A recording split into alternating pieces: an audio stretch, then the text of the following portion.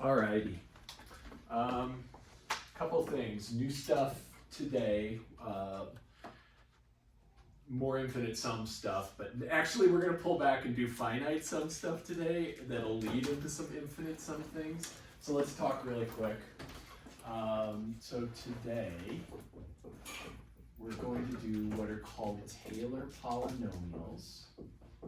This is really cool stuff. And then Wednesday, I think I had originally said something like skill checks, but we're going to hold off till after we get back. So Wednesday, we're going to talk about infinite Taylor series and convergence. And then Friday, what are we doing on Friday? No school. That's right, no school. Hell yes, no school. For any class, not just us, no class. And then next week, one of the days we'll do skill checks. Again, we'll see what makes sense after Wednesday. Yeah, so are there any questions on any of that? I want to talk about something that I did bad to Emily last class, and hopefully, I think only Emily, but maybe not. So we had this formula. If we have a finite geometric series,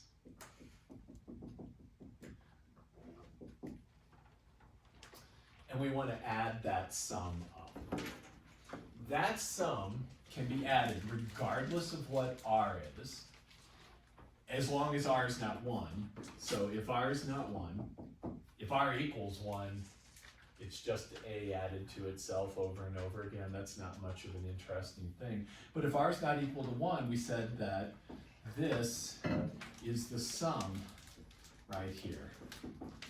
So we're using that formula, and what I was doing wrong, Emily, when we were doing our problems, was this n is the number of terms. It's 1 more than this, so I was adding 1 to your last exponent erroneously, because it's actually just first term. And if anybody needs extra time on that assignment, especially Emily, it's 1 minus r to the number of terms. So first term times that 1 minus r. So Emily, that was why we were getting the results when we were like, well, what if we back it off 1? Does that make sense? Yeah, so sorry, do you need more time on that? I think I'm okay, I just had one problem left. So. Okay, when's it due? I think tomorrow. Tomorrow? Oh. Tonight. Yeah, if anybody needs more time on that one, I'm happy to open it for you tomorrow. Just like send me a message. That would be great. Cool. All right then. So, you all got anything on your minds? Any troubles? We've got my open math out. We're doing that. Yeah? Okay. And that's going all right. All right. So, we're going to back off again, talk more about finite sums like this. So today is all about Taylor polynomials.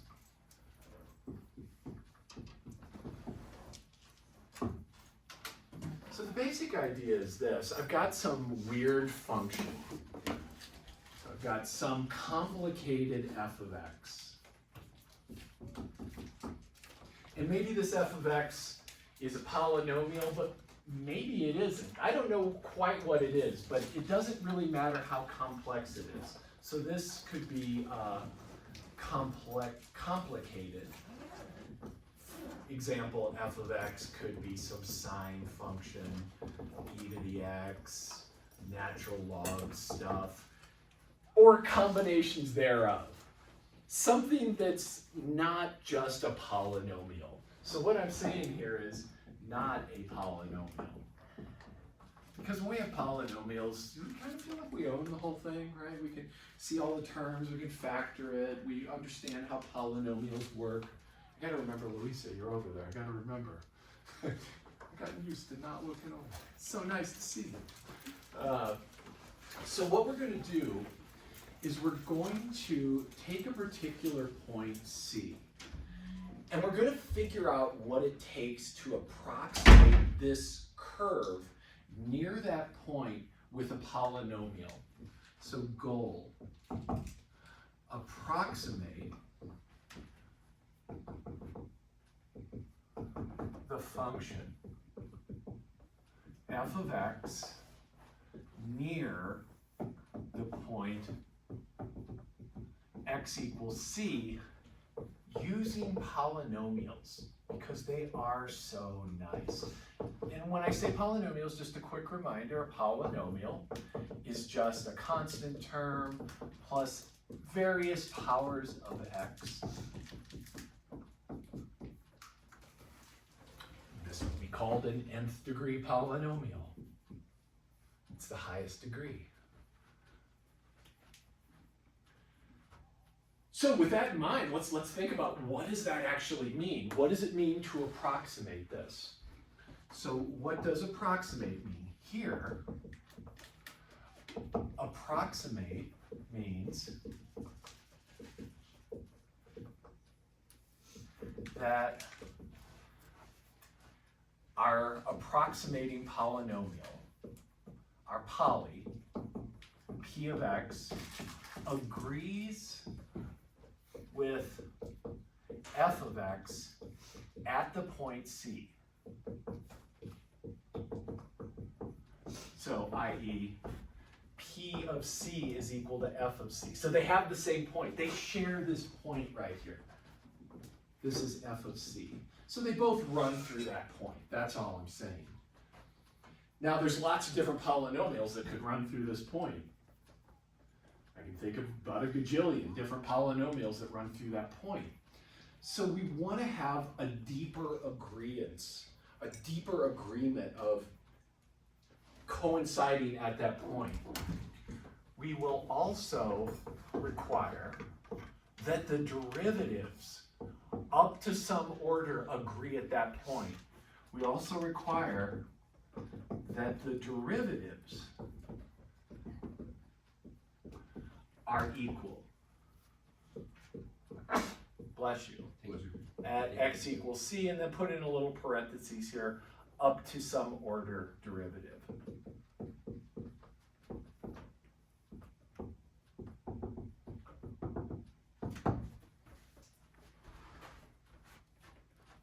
Quinn was here, right? Okay, alright. Okay, cool. We didn't fall under the table or anything. Good. So let's think, what would this mean? Now, you're actually kind of used to this.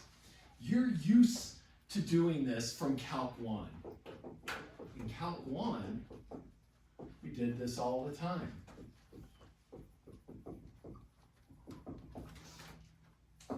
That's what a tangent line approximation was. So a tangent line was a first degree polynomial that agreed with our function at the point and at the derivative of the point, at the point. So, tangent lines. So we would have our curve, y equals f of x. We would take that point C, and we would find the equation of the tangent line right there. And let's think about what that tangent line looked like. It looked like this.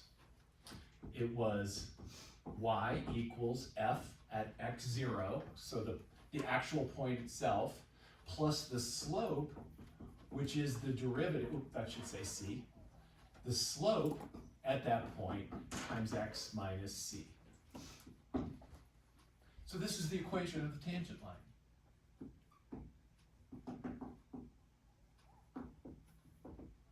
And if we call this p of x, we see that p of c, look what happens when I plug in c, makes this 0, I get f of c, and then p prime at c, well, we better do the quick derivative here. So p prime of x is the derivative of this thing. That's a constant, so it goes to 0. This is a constant. right here, and then the derivative of this piece is just 1. So I get f prime at c, no matter where I'm at.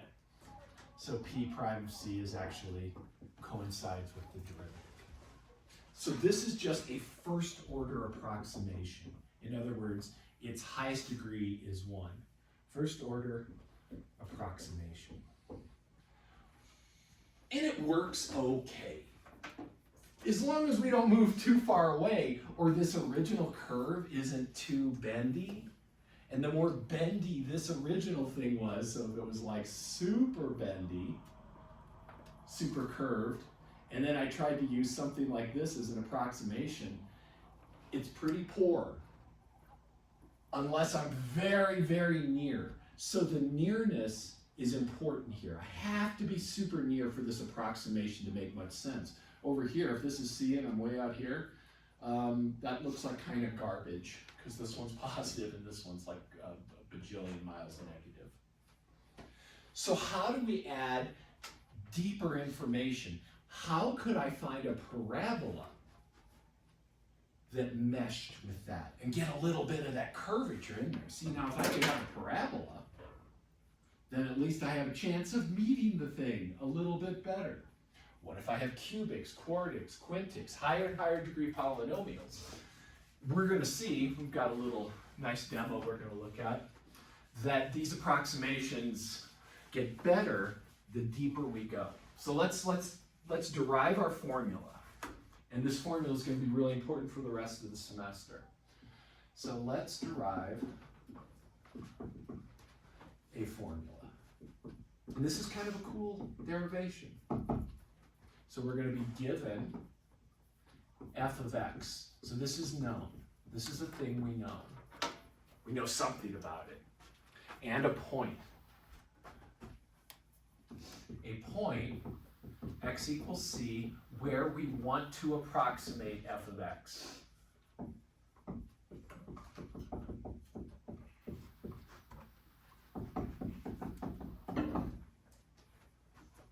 In the vicinity of. In the vicinity of x equals c. So what we're going to do is we're going to require their derivatives agree up to a certain level at x equals c.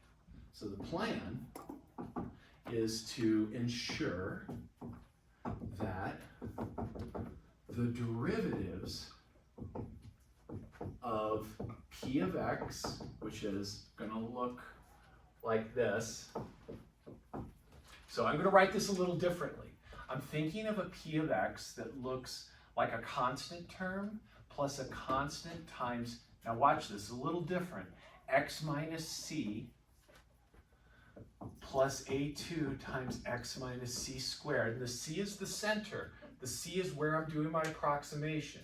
And I'm incorporating it here. Instead of just x squared, I've got that. Instead of just x, I've got this. And so we have a3 x minus c cubed.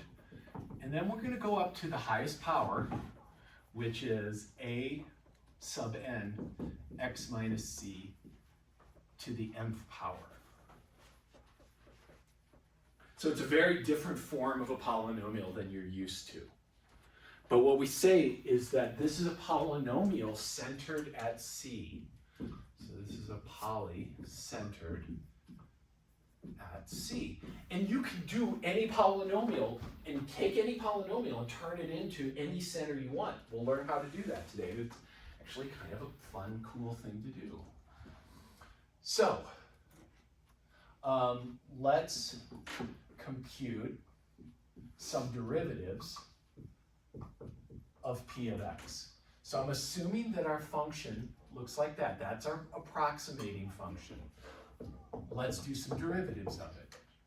Well, this is the level 0 derivative.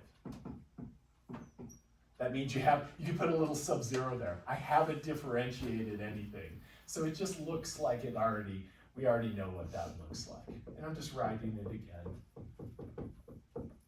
And I'll just put more dots faster in here. Let me go all the way out to there. So no derivative, it looks like this. The first derivative, all right, let's think about that. This is a constant, so it goes to 0. This is a constant, and the derivative of this is 1. See that? Because that's 1 times 0, or 1 plus 0. Plus, now let's do the derivative of this piece. I got a2. I'm going to bring that 2 down in front using the power rule, x minus c to the first. Could you just take a minute? What's the next thing that's going to be here, even though I haven't put it? Take a minute and see if you're following that. What is the next term in the derivative? And you can look up here to see what you're going to be working with. What's that going to look like?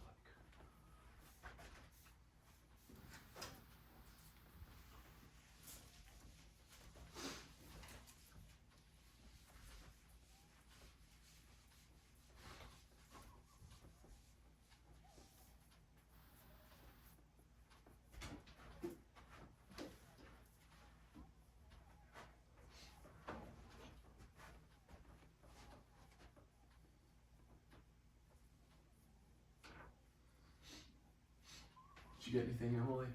I think so. What'd you get? 3 times x minus c squared. Love it. We all agree with that? Sound good? Awesome, cool. Doing power rule stuff, right? That exponent's coming down. Nicely done, Emily. Thank you. And then the next one, let's just get it out here, would be this. And then we go all the way out to the end. Now let's think about this. Oh, there is something in here. I lost my a sub 3, and this has an a sub 4 in it. Don't forget those, because those didn't go away. And then this last one is going to be n. The n comes out in front. I have the a sub n there already. X minus c to the n minus 1. Let me stop. See if you agree, feel okay about that. All right. Cool, so let's go to the next one. P double prime of x equals, and I'm going to kind of keep things organized here so we can see something neat that's happening. This was already 0, so it stays 0. This is now a constant, and it goes to 0. Now this one here, I'm going to write as 2 times a2 times the derivative of this. That's just 1. So I've just got 2a2 there. Times the derivative, which is 1. Plus, here I had 3 times a3, but look what's going to happen when I take the derivative. That extra 2 comes out in front, then times a3, x minus c to the first. Y'all see that? You see what's happening there? We're looking for a rhythm, so we're not making that 6. I'm going to keep the multiplication there. Plus, this one becomes 4 times 3 times a4, x minus c squared. All the way out, we're going to take it out here. This critter becomes n times the n minus 1 times a sub n times x minus c. What's my new exponent? N minus 2. Just one less. I'm going to do one more. Let's do one more. So, p, and at this point you can put triple prime, or we could just go to this more generic, just like ready for anything notation. That's the derivative level in little parentheses like that. So the third derivative, 0, 0. Now this critter dies. Now here, this becomes, and watch what I'm going to do here. See how this 1 is here? I'm going to write 3 times 2 times 1. I don't need to, but I am. a3, and then this went away to 1. And then here, we're going to have 4 times 3 times 2, a sub 4, x minus c to the first, plus, come all the way out here, n times n minus 1 times, bring down that n minus 2, a sub n, x minus c to the n minus 3. And maybe starting to see some rhythms emerging here. We're certainly seeing some patterns emerging. Notice that every time I end up the constant term that I'm left with, so here when I had the 0th derivative, it was a sub 0. Here when I had the first derivative was a sub 1 times 1. Second derivative, I'm left with 2, and I could, even if I wanted, make that 2 times 1 times a2. And then down here, then for the third derivative, the first term is 3 times 2 times 1, a3. What's a shorthand notation for this? 3 factorial, yes, Quinn, absolutely. So this is actually 3 factorial. This is 2 factorial. This is 1 factorial. And what did we say 0 factorial is? It's 1. So if I want, I could think of this as a 0 factorial in front of that. And now I'm seeing a rhythm emerge. Because what's going to happen when I plug c into these? So let's write this up over here. Now plug x equals c into p of x and its derivatives. So we're going to have a nice little result over here. So I see that p, the 0th derivative at c, what do I get out of the original function when I plug in c? Just, what's that? 1. When I put in x equals c, I get this guy here. Does that make sense? Everybody see that? When x equals c, all this other stuff goes to 0. Because you get c minus c, c minus c. So all this stuff dies. So p, the original function at c, is just a0. P prime, first derivative, let's do it like this. First derivative at c, what is that? I see silent mouthings that are quite correct. Something. Not exactly. Be more precise. A1. A1. Yeah, so kind of the same idea, but precisely it's 1 times A1. Everyone see that? Make sure you see that, because otherwise the rest of this is just going to sound like gobbledygook. All right. Second derivative at c, what do I get? 2a2. So let's even write, let's be fancier, 2a2, 2 factorial a2. P3 at c, 3 factorial a3. Something very cool is happening. Any hypotheses as to what that would be? 4 factorial a4. And if you look over here, you can see it's about to happen right here. That next derivative will bring the 1 out. This will go away, and we'll just have 4 factorial a4. So in general, and let's do this, dot, dot, dot, the nth derivative at c is going to be n factorial a sub n. And then after that, what happens after the nth derivative? What if I take one more derivative of the polynomial? What do I get? Kirti, what do I get? 0. It's gone. At this point, I've differentiated the polynomial down to a single constant. And after that, poof. So it just vaporizes after that. Is that making sense? When you feel okay about that? Okay, cool. Lisa? Okay. So now remember what we want. We just figured this out based upon our assumption that we've got that polynomial. I want this to agree with the derivatives of f. So I want these derivatives to be the derivatives of f. So I want this to be the 0th derivative of f at c. That's just f at c. I want this to be f prime at c. I want this to be the second derivative of f at c. I want this to be the third derivative. I want this to be the fourth. And I want this sucker here to be the nth derivative of f at c. These are wants. I'm assuming that this is what will happen. Want all these things. So I'm not like saying this is obvious. This is something we're desiring to have in place. Well, look what I've got. This literally tells me how to find the coefficients for my polynomial. This is how we find those. So, our approximating polynomial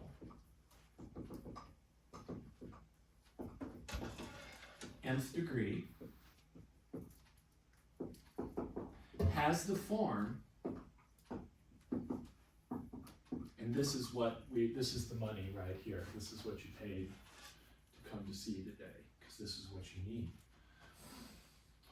It has the form P of x equals the a naught, so that's just the function at c, plus the a1 was the coefficient on the next term, so instead of a1 x minus c, I'm going to put f prime of c.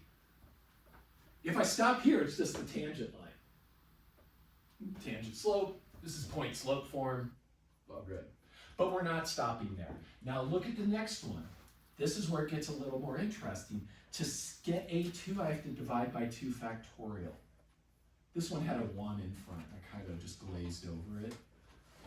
Theoretically, we could put 1 factorial there. And hell, let's just put 0 factorial there since we know it's 1 anyway. In the great quest for math rhythms, what do I get for a2? What is a2 equal to? Second derivative of f at c divided by 2 factorial. So I'm going to put this here. It's the second derivative of the function we know.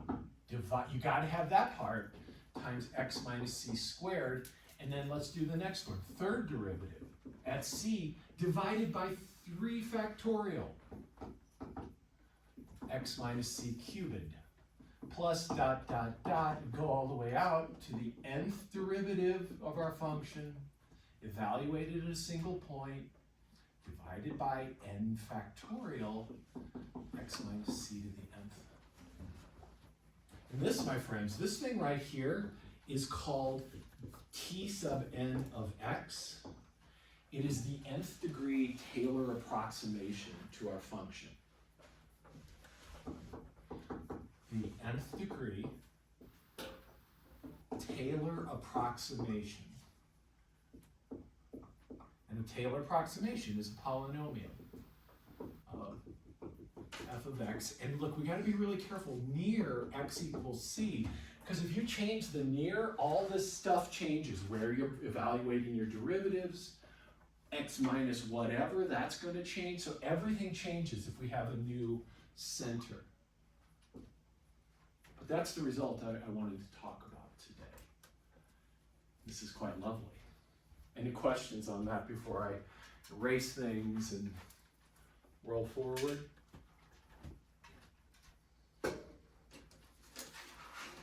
All right, cool. I'm sorry, Simon.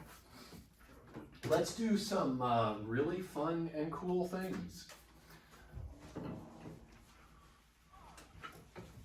And let's pick a nice center for a moment.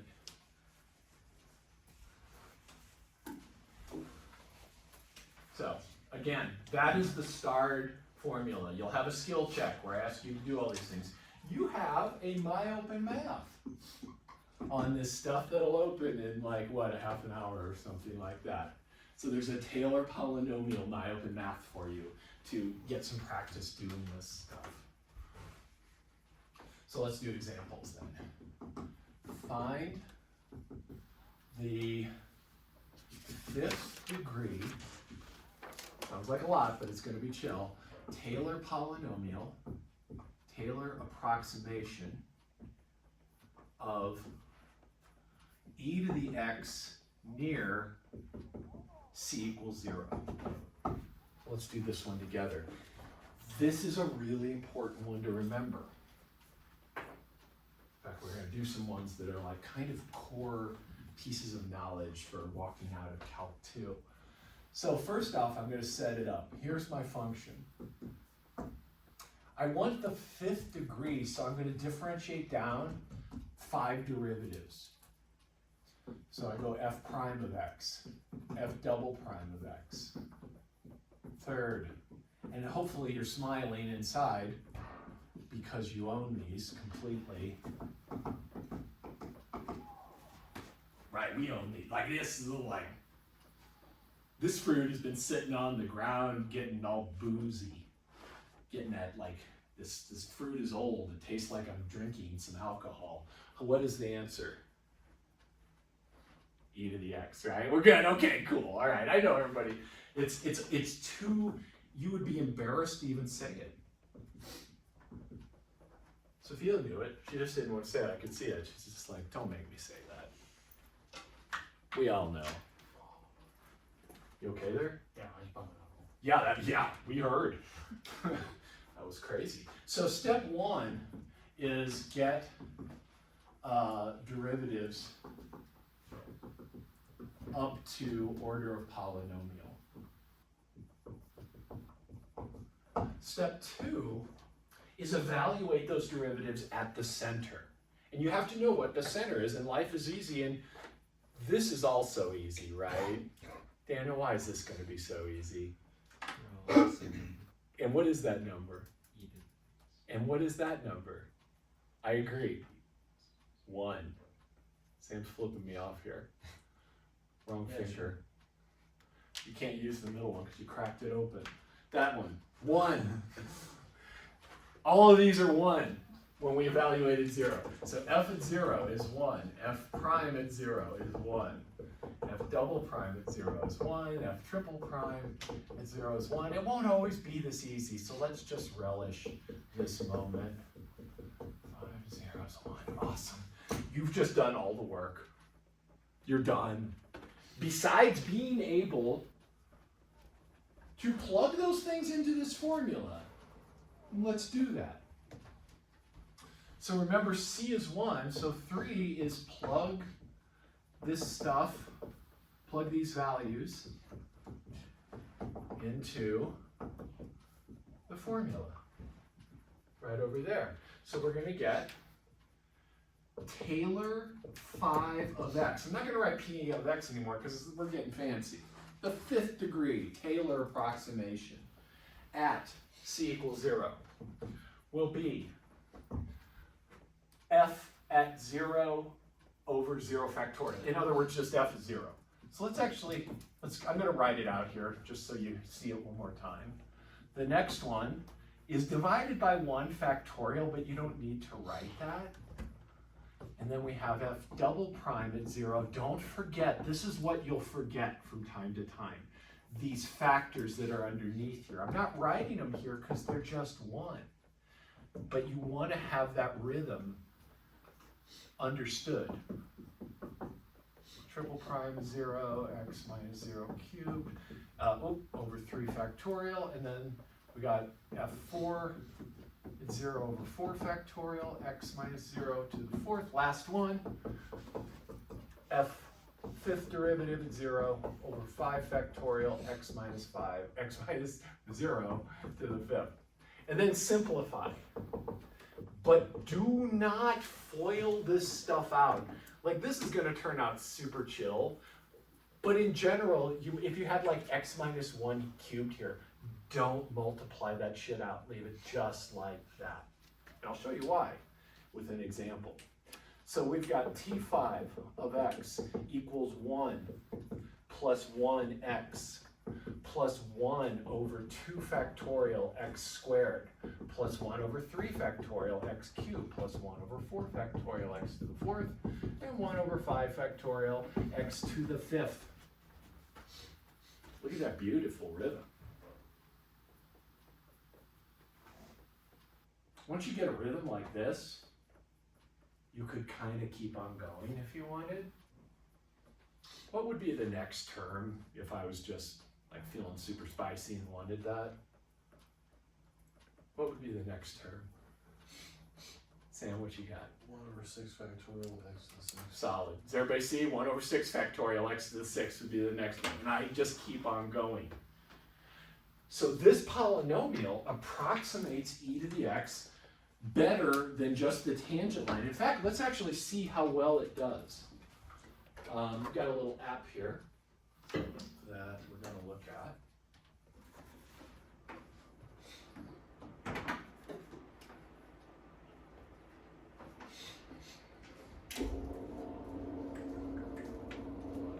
You probably know it.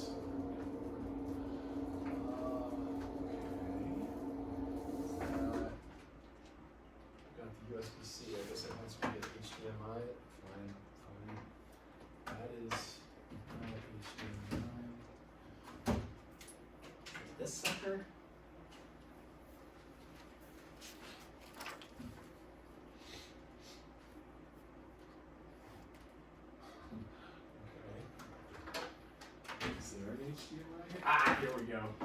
with way too many. This is like some shit I'd do, have all these useless chords around. It's like my lifestyle. There we go, outstanding. So let's come here. This is a Desmos app. You could just look up Taylor Polynomial Desmos to see this if you want it. But we're gonna do e to the x. And down here, this c, that's my center. So let's zoom in. See, n equals 1 is the order of the approximation. So the first order Taylor polynomial is just the tangent line. We all see in that? That is just the tangent line. So let's boost it up. Let's look at the second order. Now watch what happens when I go to the polynomial. Look at that. See how they're wrapping more tightly together? See how that first one was a straight line and it took off the minute you left this point, but now we've got more agreeance on a wider interval around the center. Let's go to the cubes. Now the cubes are going to get it a little better nearby, but worse in the long run, because a cubic goes up on one side and down on the other, or vice versa. So this is terrible, but this is so sweet right inside here. And what we're interested in is near our point. Let me zoom in on that. You can see how damn good this actually is. Look at that. Look at that. Look at that. Can't even see a difference. How close do we have to get to even see a difference? I don't know, because I haven't seen one yet. So let's just go all the way up to our lovely result. And I'm going to go all the way up. Oop, keep center, sorry. Keep the center the same. Let's go up to a 5th degree.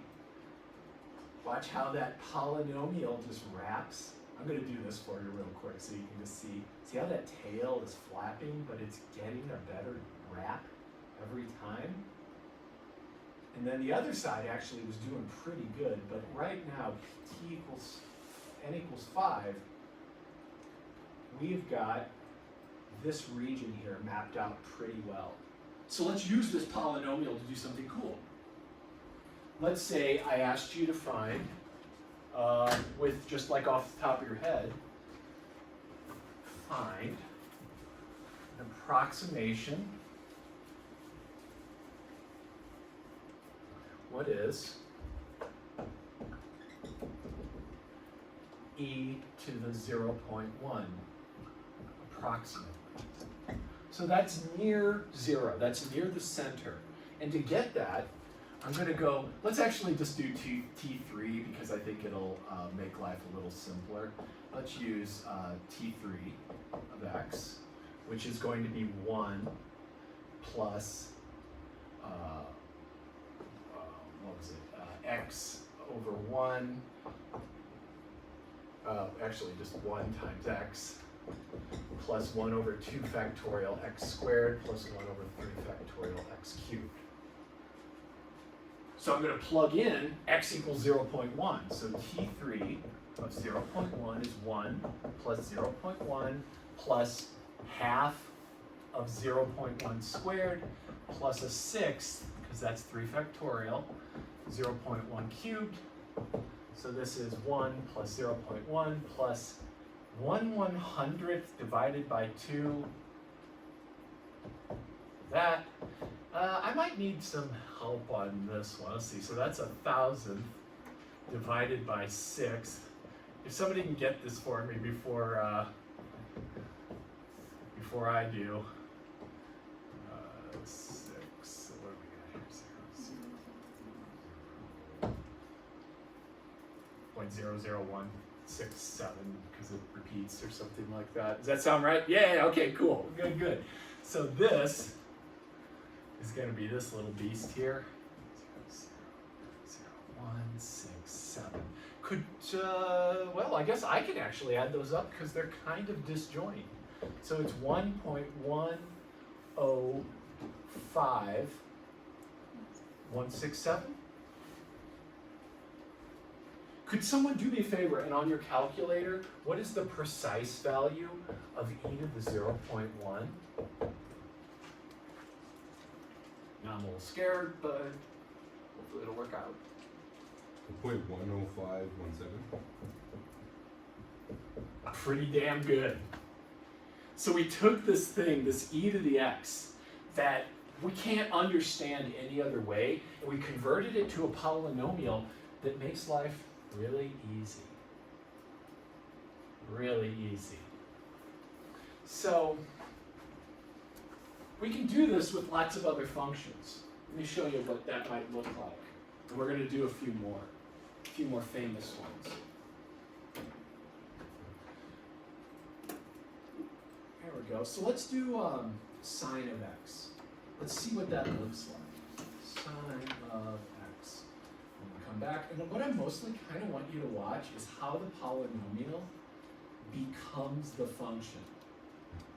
So right now, we're using the first derivative, up through the first derivative, n equals 1. It's t1 of x. That is always your tangent line. And it works. It works. You can get in there. Look how good that tangent line is.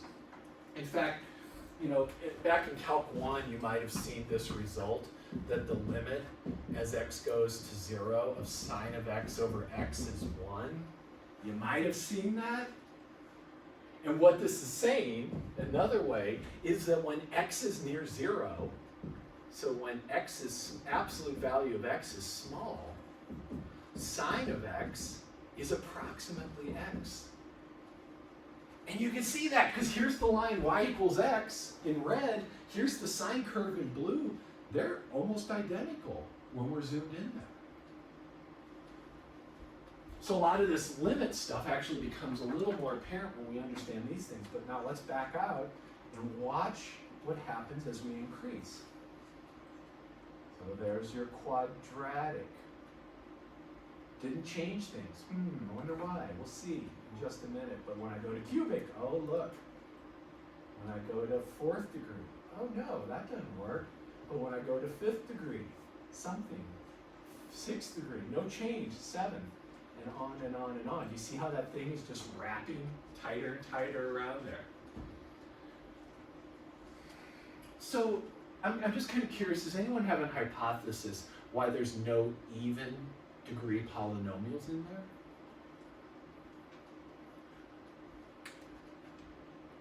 What is an odd function? What does it mean to say a function's odd? Do we remember? Anybody remember? Okay, an odd function. I'm going to come over here. A function is odd. Where's my eraser? Because I've been doing really good not losing it. Ah. A function is odd when it has a certain symmetry. It's a very unusual symmetry.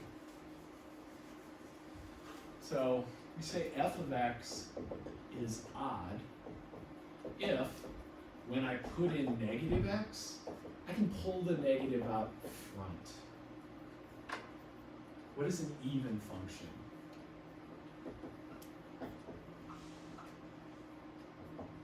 What does even mean? Gets absorbed. So it's even if f of minus x is just f of x. Now how do you know? Well, this one's easy.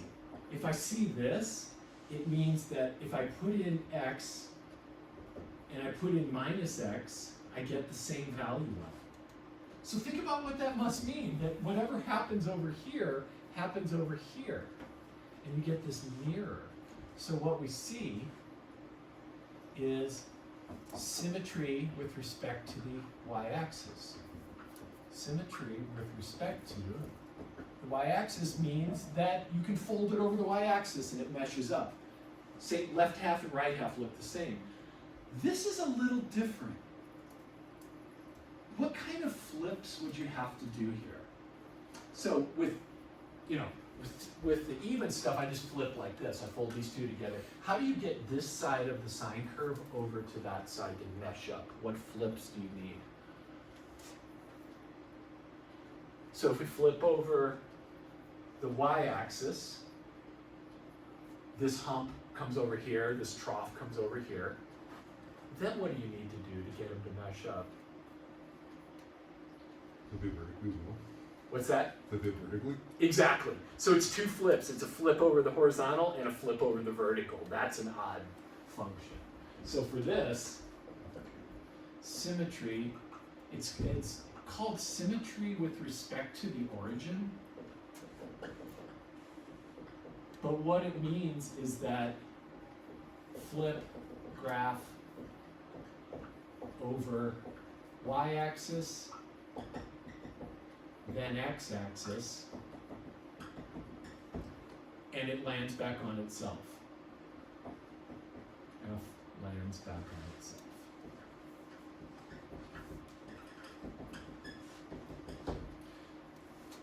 So when I look at sine, and I think about what functions have this odd and evenness, think about the powers of x. So powers of x. Here's x to the first. What kind of symmetry does that have?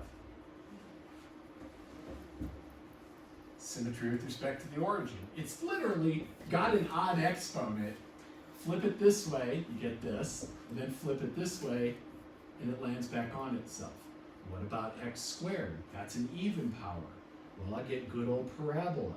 Good old parabola has that simple fold symmetry. X cubed, what kind of symmetry does it have? Flip it this way, flip it up, and it lands back on itself. So all the odd powers of x have that symmetry. All the even powers of x have this symmetry. Sine has odd symmetry. If I ever asked you, you might remember this, folks remember so little about trigonometry, but sine is an odd function. If you put something minus inside here, you can just pull it out. So sine is odd. It makes sense that it would only need odd things to express it. So we see the oddness of it showing up in the polynomial expansion. We haven't got it yet, but we're seeing, that's why nothing changes when I hit those even powers. I think we better get in there and do this. I think we need to find the series expansion, the Taylor polynomial for sine. Let's do that. Too many things to do. That's gonna be weird to me, isn't it? Let's find the Taylor expansion, the Taylor polynomial for sine of x, and we'll do it at the center 0. Okay, so now another example. F of x is sine of x. Find, and I'm going to just say, let's find t5 of x at center 0. Could you do that, please? Got to crank out some derivatives, remember how those go, and plug in 0, which shouldn't be too bad. See if you can pull this all together.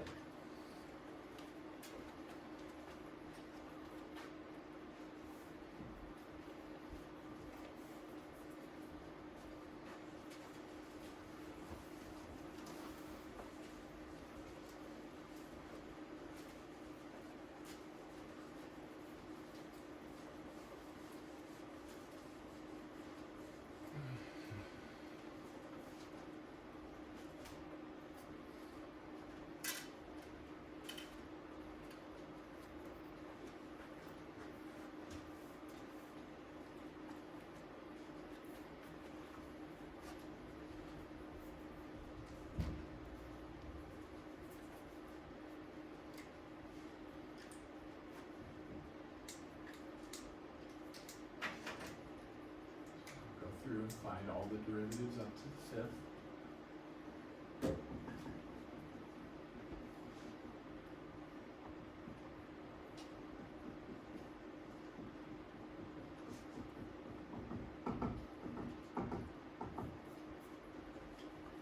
Evaluate all of those at 0.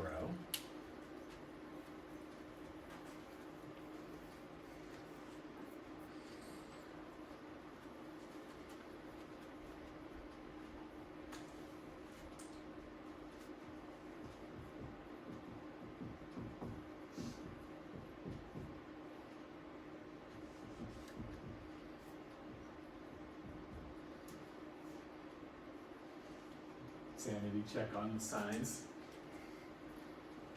For all of us. If I got it wrong, let me know. That's pretty good feedback from somebody, so trust in that.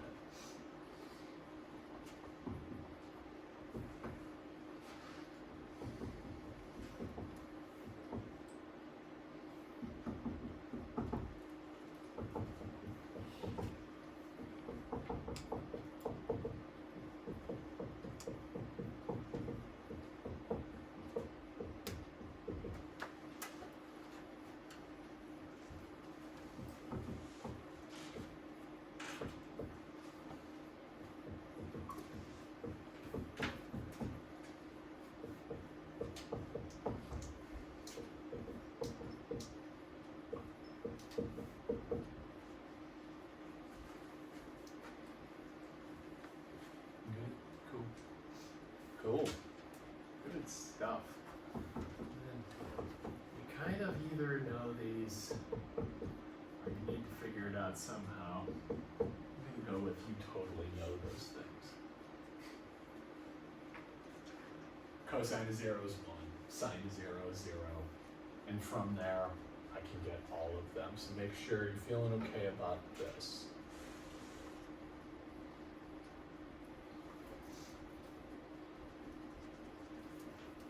Does everyone feel okay? Everyone with me? And if not, let's ask.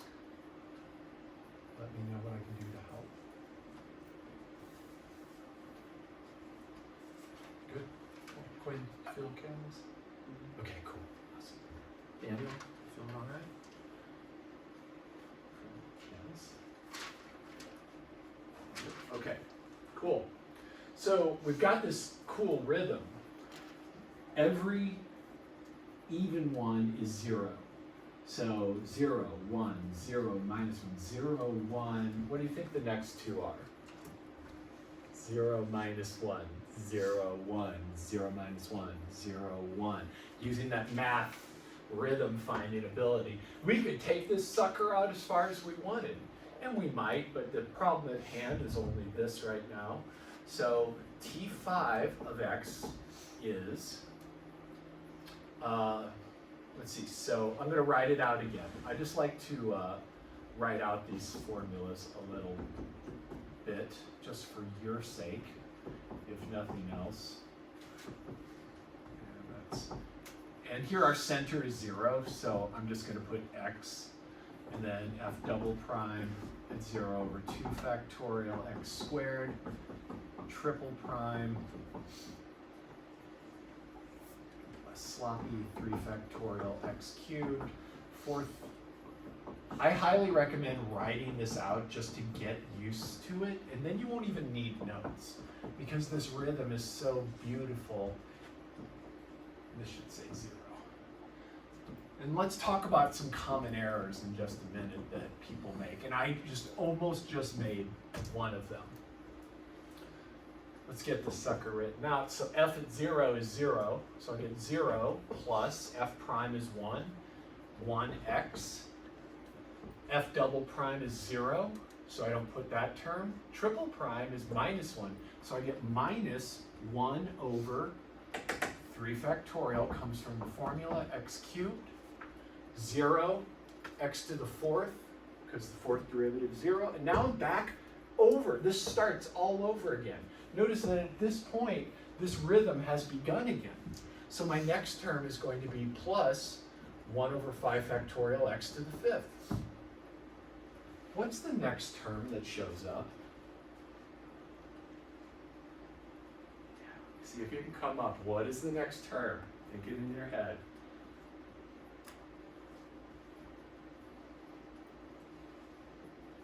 It would be 1 over 7 factorial x to the 7th.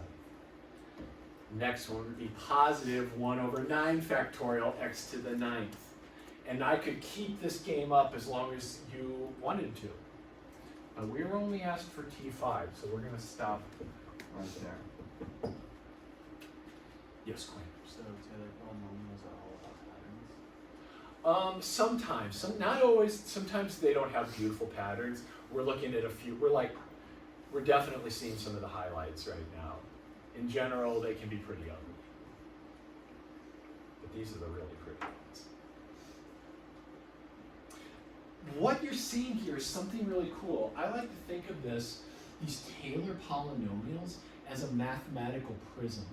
So you know how you take a prism, a little piece of glass, looks like this, you shine white light through it, or into it, and it breaks the light into these fundamental frequencies, right? The Roy G. Biv kind of thing. So this breaks this into Roy G. Biv.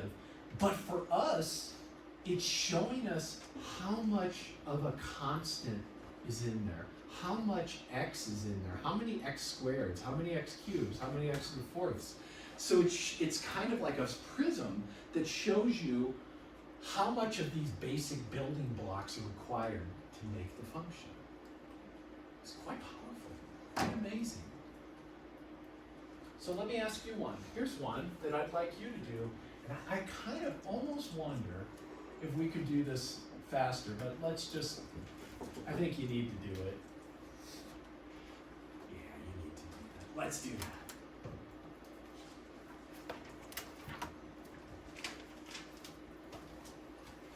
Right? Yes, yes, sir. Yeah, let's do 5.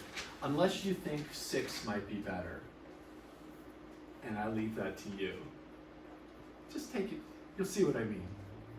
5 or 6. You'll see what I mean, Sam. When you get up there, you meet it eye to eye.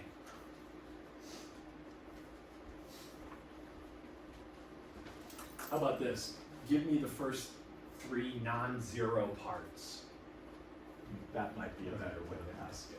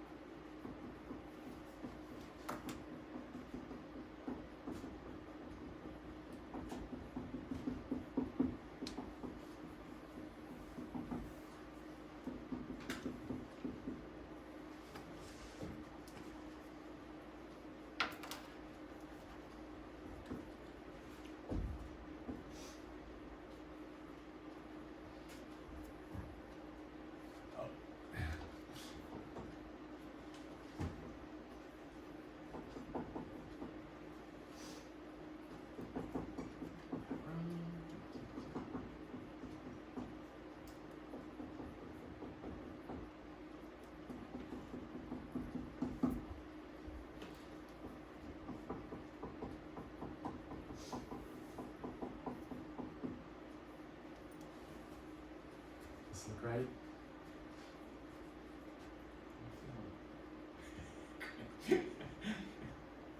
Let's talk about whatever might have gone wrong if something went wrong.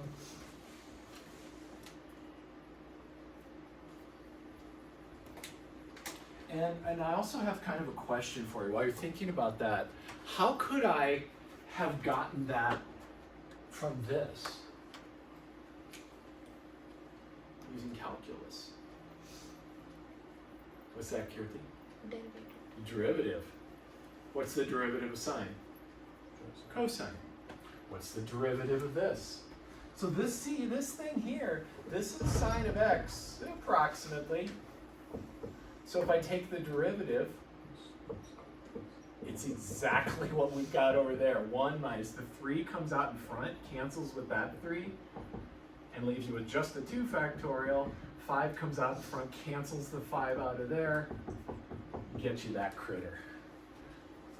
So it's cool, like the math is all consistent and still working with us. Can I answer any questions about this guy here? So like, look, think about what this is. Let's think about just as we approach. The lowest order approximation is that cosine of x near 0 is 1. And that's true, right? If that's as good as I can do, I know it's 1 at 0. If I don't have any other information, I might as well assume it's 1 all over the place. We know that's lousy approximation. And then go to the next one. What's 1 minus 1/2 x squared? That's a parabola that opens downward. That sounds a lot better. That sounds like a much better approximation to cosine. And then this one tweaks it even more. So the further out you go, what you're doing is you're tweaking what you already know and expanding the range of where it's decent. And our goal, Wednesday, no skill checks, what we're going to do on Wednesday is talk about this with infinite amounts of information. So what happens if I can do all the derivatives and go out as far as I want? That's when we get what are called Taylor series. These are Taylor polynomials. But once we have Taylor series, I can show you one of the deep secrets of the universe. And that is this. We'll talk about this. What's this? What is that number? Imaginary number. That's the square root of -1, which is a weird thing. It's this number whose square is a negative. So that's a weird thing. We'll see. We won't see it this week because we don't have Friday, but we'll see it next week. That e raised to the I times pi power, whatever that is, we're going to make sense of it, is 1. And another way to write this, and I'm just going to say this, that e to the I pi plus 1 equals 0. This equation right here ties together the 5 most important numbers in all of math. 0. That was one. I mean, somebody lost their head probably over this when they talked about it. People don't like hearing about nothing. 0. What are we going to do without 0? It's our placeholder because we got 10 of these critters. 1 is what happens when you don't have anything, but it's also got some mystical qualities: the nothingness, the oneness. Is that supposed to be -1 or? Oh, this one. Sorry. Yes, right there. Yes, thank you, Kirti. Yes, yeah, that was supposed to be my one. Thanks. Pi, super mystical number, all about circles. I, crazy number, and E, which is like the pi of calculus. These 5 numbers all chain together. I have known at least 4 people who have gotten this tattooed on their bodies after becoming math majors in some place. Sam's not going to do it. I say we give Sam this tattoo. Extra credit? You get it for extra credit? No. Okay. You paid for it. I'm just kidding. We cannot get extra credit. Yes, we cannot. You cannot get extra credit by tattooing your body. That's what Sam's just joking. All right, let's call it a day. A little early, but it's a perfect place to stop. Check out the My Open Math. Let me know on Wednesday. Wait, Today's Wednesday. Today's Monday. Today's Monday. Let me know on Wednesday how it's going. Yeah. I guess I'm just wishing it was Wednesday. Maybe. Yeah, right? Kirti, would you mind hitting stop on that, please?